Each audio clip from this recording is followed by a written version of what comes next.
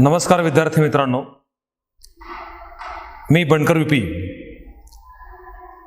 RBNB college Shrirampur या अध्यापन प्रक्रियेमध्ये आम्ही तुमचं स्वागत करतो. आपण आज या ठिकाणी इयत्ता 11वी विषय मराठी त्यातील परिमळ नावाचा हा पाठ, ज्याचे लेखक आहेत प्रल्हाद केशव अत्रे अर्थात प्र के अत्रे. प्रस्तुत पाठाचा पार्श्वभूमी किंवा प्रास्ताविकामध्ये आपण त्यांची साहित्यिक ओळख करून घेतलेली होती आणि महाराष्ट्रामध्ये किंवा संयुक्त महाराष्ट्राच्या चळवळीमध्ये अग्रणी असणारा साहित्यिक आणि आपल्या लेखणीच्या जोरावर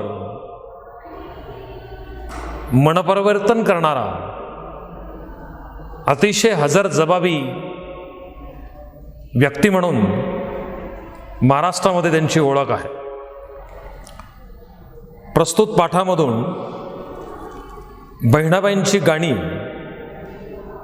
या पुस्तकाचं संपादन करण्याचं किंवा या पुस्तकाचं प्रकाशन करण्याचं ठरल्यानंतर त्या पुस्तकाची प्रस्तावना प्र के अत्रे यांनी लिहिली आणि तो प्रस्तावनेचाच भाग आपल्याला या ठिकाणी अभ्यासायला आहे. सोपानदेव चौधरी अर्थात बहिणाबाई चौधरींचे पुत्र, त्यांची आणि प्र के अत्रेंची चांगली ओळख होती. त्यांची 20-22 वर्षांची मैत्री होती आणि या मैत्रीच्या कालखंडामध्ये त्यांच्या आईनं त्यांच्या बोलीभाषेतील खानदेशी लकबीतील ज्या काही ओव्या किंवा ज्या काही रचना केलेल्या होत्या त्या प्र के अत्रेंना दाखवण्यासाठी ते लाजले किंवा माझ्या अडाणी आईचे हे बोल अगदी शिक्षित लोकांच्या समोर मी कसा मांडू, त्यांना आवडेल की नाही आवडेल, या विचारांमुळे सोपानदेवांनी प्र के अत्रेंना ते सांगितलं नाही. पण काही म्हणजे दिवाळीच्या वेळेस ज्यावेळेस त्यांची भेट झाली त्यावेळेच्या दिवाळीत त्यांनी ते दाखवले. म्हणजे कवितेंची ते चोपडी, त्या कवितेंच्या ओळी दाखवल्यानंतर हे खरं 52 कशी सोनं आहे अशी प्रतिक्रिया प्र के अत्रेंनी त्या कवितांच्या बाबत दिली. कृषी जीवनाचं, ग्रामीण जीवनाचं अतिशय हुबेहूब वर्णन किंवा ग्रामीण संस्कृतीचं दर्शन त्यांच्या शब्दातून अगदी यथोचितपणे होताना दिसलं आणि ते पाहून प्र के अत्रे अगदी आश्चर्यचकित झाले. कविता लिहिण्याची प्रतिभा ही अगदी उपजत देवाकडून, परमेश्वराकडून मिळते. निसर्गाचं ते देणं आहे याबद्दलचं ठाम मत बहिणाबाईंच्या कविता पाहिल्यानंतर प्र के अत्रेंना झालेले आहे. आणि एखादा कवी असला, प्रतिभा संपन्न अशा प्रकारचा कवी जर असेल, तर त्याला फारसं शब्दांच्या जुळणी करण्यासाठी किंवा तो रदीप तयार करण्यासाठी फारसा कालखंड लागत नाहीये. ते अगदी आपोआपच आपल्या प्रतिभेच्या जोरावर तयार होऊन जातं. जसा एखादा गायक असला पट्टीचा की त्याला त्याचे सूर लावण्यासाठी फारसं काही मेहनत घ्यावी लागत नाही. आणि अशाच पद्धतीनं या बहिणाबाईंची अगदी अफलातून अशा प्रकारची प्रतिभाशक्ती होती.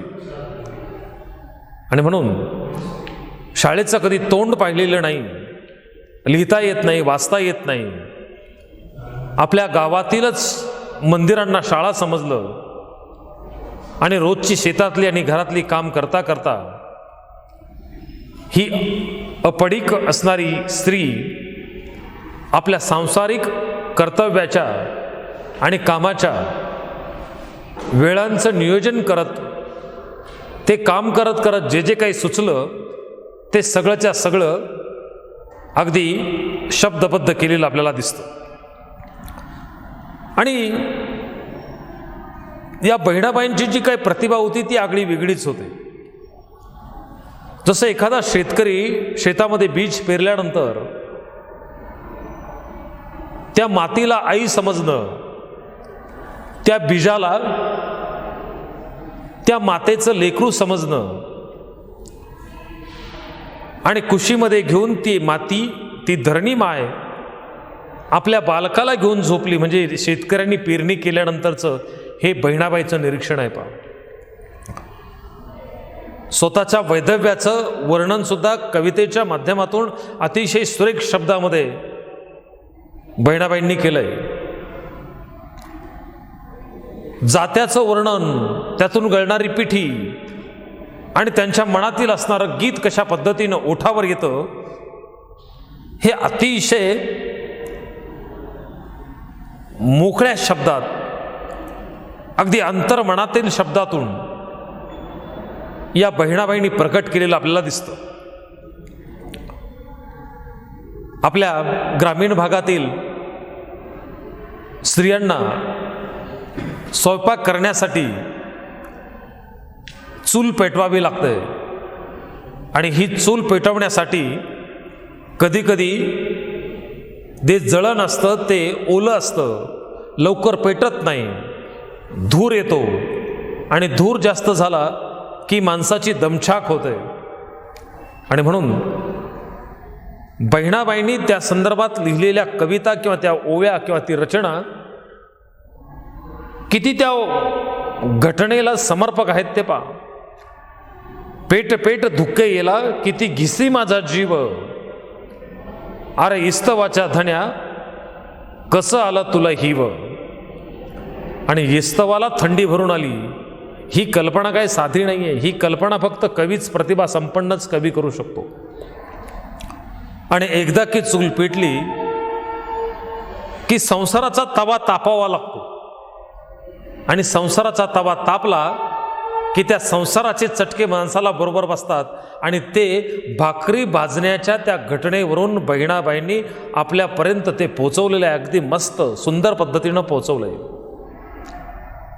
इथपर्यंत आपण साधारणतः पाठीमागच्या असणाऱ्या तासिकेमध्ये पाहिलेलं होतं. आता त्यांचा तानुला म्हणजे सोपानदेव, त्यांचा मुलगा ज्यावेळेस छोटा होता, एका हऱ्यामध्ये, एका टोपलीमध्ये त्याला झोपून तो हरा डोक्यावर घ्यायचा आणि शेतामध्ये कामाला जायचं. आणि जाता जाता त्यांच्या शेतातून वेगवेगळ्या प्रकारच्या झाडांचं दर्शन त्यांना व्हायचं. आणि त्या वडाच्या झाडाला लगडलेली ती बारीक बारीक त्या वडांची फळं ते पाहून तर बहिणाबाई वर्णन करतात, हिरवे हिरवे पानं, लाल फय जशी चोच, आलं वडाच्या झाडाले जसं पीक पोपटाचं. म्हणजे पोपटाचा रंग ज्या पद्धतीनं हिरवा आणि त्याची चोच लाल आहे, म्हणजे त्या वडाकडे पाहून निसर्गातील त्या पोपटाच्या, त्या पक्षाचं निरीक्षण करत करत त्या दोन्हींच्या कशी तुलना त्यांनी त्यांच्या त्या कवितेतून केलेली आपल्याला लगेच लक्षात येते. आणि हे वर्णन करत असताना फार काही आडेओढे घेऊन त्या शब्दांना जुळवण्याचं काम बहिणाबाईंनी अजिबात केलेलं नाही. जे सहज त्यांच्या मनामध्ये, त्यांच्या अंतरात्म्यामध्ये स्फुरलं ते अगदी शब्दबद्ध केलेलं आपल्याला जाणवतं. जसं वडाचं झाड दिसतं तसं अनेक दुसरेही झाडं दिसतात. त्यातल्या कडुलिंबाचं झाडाचं वर्णन सुद्धा केलं. कडुलिंब, त्याचं नावच कडू, त्याचं फळ कडू, आणि त्या लिंबाच्या झाडाला येणारं फळ म्हणजे लिंबोळी. जे ग्रामीण शेतकरी कुटुंबाशी संबंधित आहे त्यांना ती बरोबर लिंबाचं झाड किंवा ती लिंबोळी, त्याची चव तुम्हाला माहिती आहे. आणि ते ज्यावेळेस रस्त्याच्या कडेने जाता जाता शेताकडील जाताना पाहिलं, त्यावेळेस त्या हिरवी लिंबोळी ज्यावेळेस पिकते त्यावेळेस ती थोडीशी पिवळी होते, आणि पिवळी झाली आणि तिची जर चव घेतली तर ती थोडीशी गोड निघते, म्हणजे गोड होते. कडू बोलता बोलता पुढे कशी नरमली, कडू बोलता बोलता पुढे कशी नरमली, कडू निंबोळी शेवटी पिकसीनं गोड झाली. पिकल्यानंतर गोड झालेली आहे. म्हणजे मूळ रूप तिचं कडूपणाचं आहे, आणि पिकल्यानंतर जशी गोड होते तसंच माणसाच्या बाबत सुद्धा होतं. तरुणपणी जरा थोडासा हरहुन्नरी होतो, पण ज्यावेळेस त्याला जीवनाचे चटके अनुभव बसतात त्यावेळेस जरा सजग होऊन जातो, सावध होतो. तशाच पद्धतीनं माणसाला जगण्याचं सावधपणच या असणाऱ्या निसर्गातील या लिंबोळीच्या माध्यमातून या बहिणाबाईने दिलं की काय, अशा पद्धतीनं आपल्याला यातून जाणीव होते. जशी कृषी संस्कृती तशी महाराष्ट्राची भक्ती संस्कृती सुद्धा आहे. गेली 700-800 वर्षापासून या भक्त परंपरेनं महाराष्ट्राला अगदी सावधच केलं नाही, तर त्यांचं असणारं ज्ञानकक्षा सुद्धा रुंदावलेल्या आहेत. आणि त्यातल्या त्यात वारकरी पंथ, म्हणजे ज्ञानदेवांनी त्या वारकरी पंथाचा पाया रवला, तुकारामांनी त्याच्यावर कळ चढवला. तो वारकरी पंथ आजही पंढरपूरला पायी पायी दिंडीनं जातो. अगदी शिनभाग हाल अपेष्टा सहन करत, मजल दरमजल करत पायी पायी त्या विठ्ठलाचं दर्शन घ्यायला जातो. आणि मग त्याला कितीही त्रास झाला तर त्याची तमा बाळगत नाही. अशा प्रकारचा आमचा भक्तीची ओढ असणारा आमचा वारकरी. त्याच्या संदर्भात बोलताना बहिणाबाईने सुद्धा अगदी समर्पक आणि मोजक्या शब्दांचा वापर केलेला दिसतो. अरे वारकऱ्या तुले नाही ऊन वारा थंडी, अरे वारकऱ्या तुले नाही ऊन वारा थंडी, जुगारता अवघ्याले आली पंढरीची दिंडी. आणि पंढरीच्या दिंडीमध्ये हे वारकरी पाऊस असेल, पाणी असेल, थंडी असेल, याची तमा बाळगत नाही. फक्त एकच लागली आस, भेटी लागे जीवा लागलीसी आस. म्हणजे त्याला भेटण्याची आस आणि त्या आसापायी हे सगळंच्या सगळं सहन करण्याची शक्ती त्या वारकऱ्यामध्ये आहे. आणि अशा पद्धतीचं जसं भक्ती संपर्क किंवा भक्ती संस्कृती ती आपल्या समोर मांडताना दिसते, तशाच पद्धतीनं शेती संस्कृती, कृषी संस्कृतीचं दर्शन सुद्धा अगदी सुंदर पद्धतीनं मांडताना, आणि शेतकऱ्याचा असणारा दोस्त, शेतकऱ्याचा असणारा मित्र, शेतकऱ्याला मदत करणारा बैल, ती कापणी, ती मळणी. आता तर ह्या कापण्या आणि मळणीमध्ये अनेक प्रकारचं तंत्रज्ञान विकसित झालंय.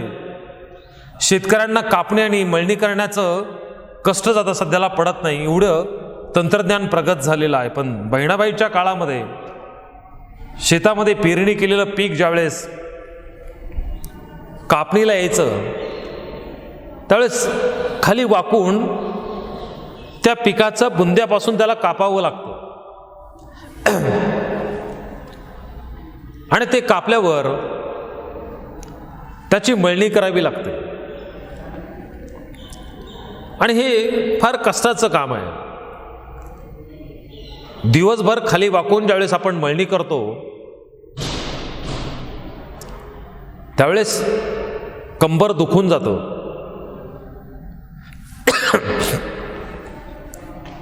नुसतंच कंबर दुखून जात नाही,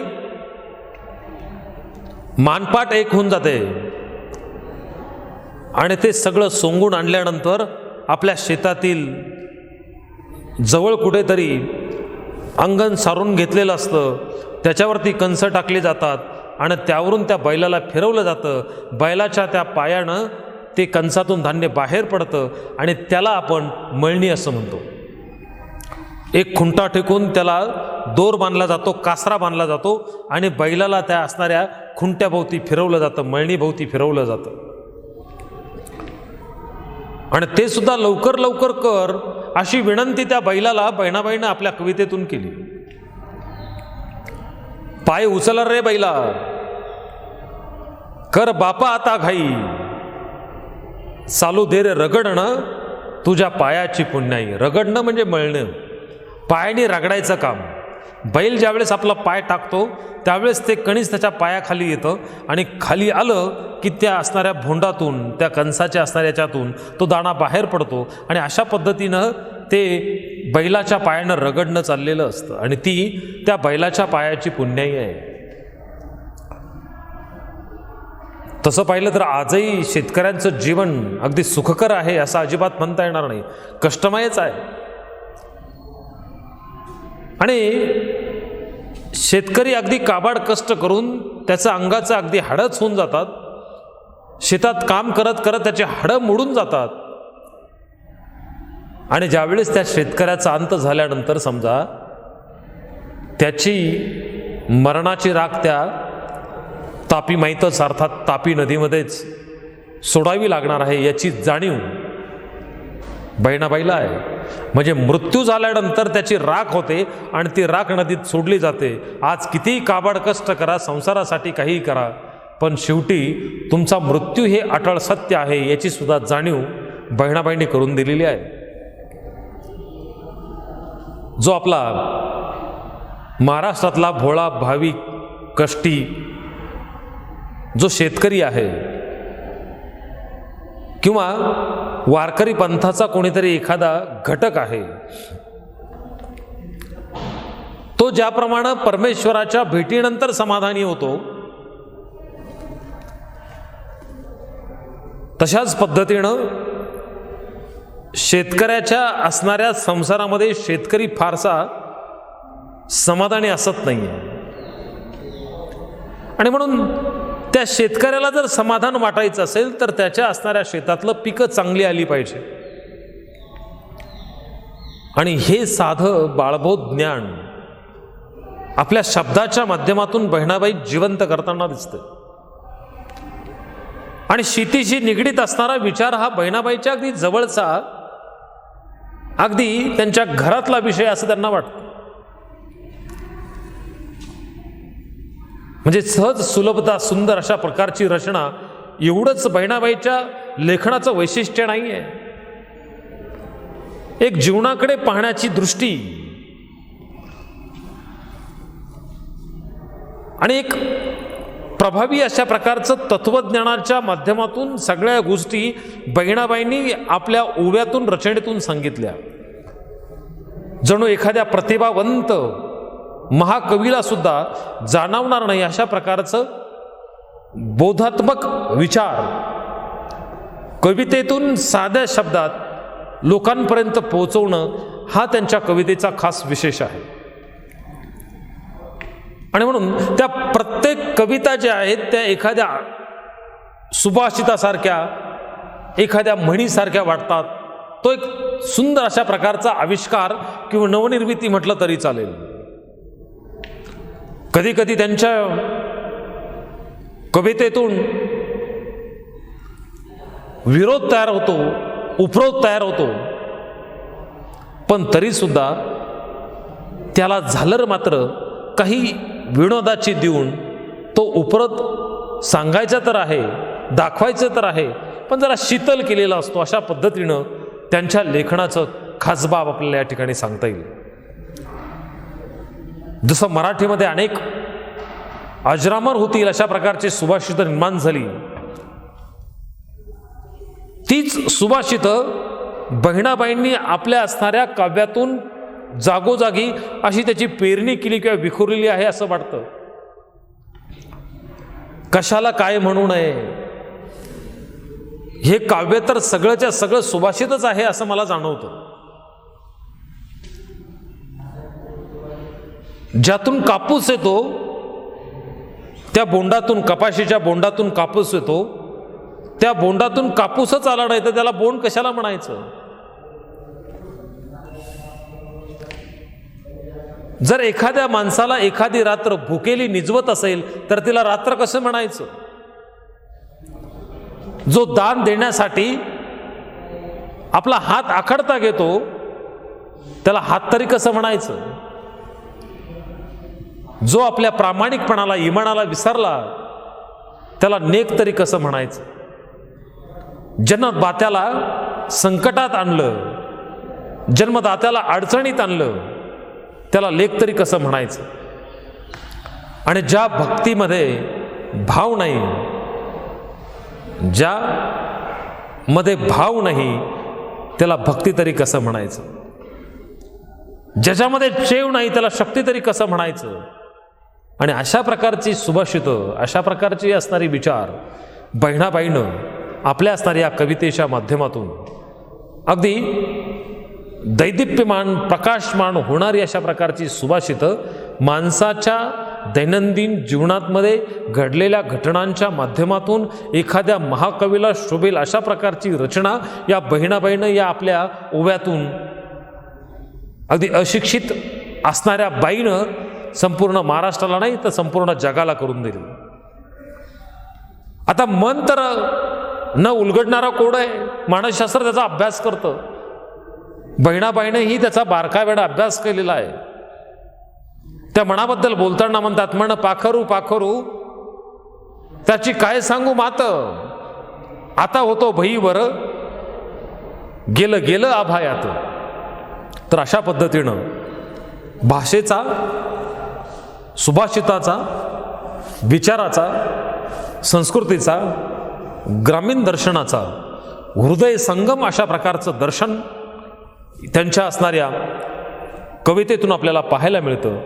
आणि हेच खऱ्या अर्थानं मानवी जीवनावर नितांत श्रद्धा आणि प्रेम करण्याचा विषय आहे असं वाटून राहतं. तर अशा पद्धतीनं आपण या परिमळाचा, या असणाऱ्या पाठाचा हा दुसरा भाग पाहिला. यानंतरचा राहिलेला भाग आपण नंतर पुन्हा पाहूयात. तोपर्यंत धन्यवाद.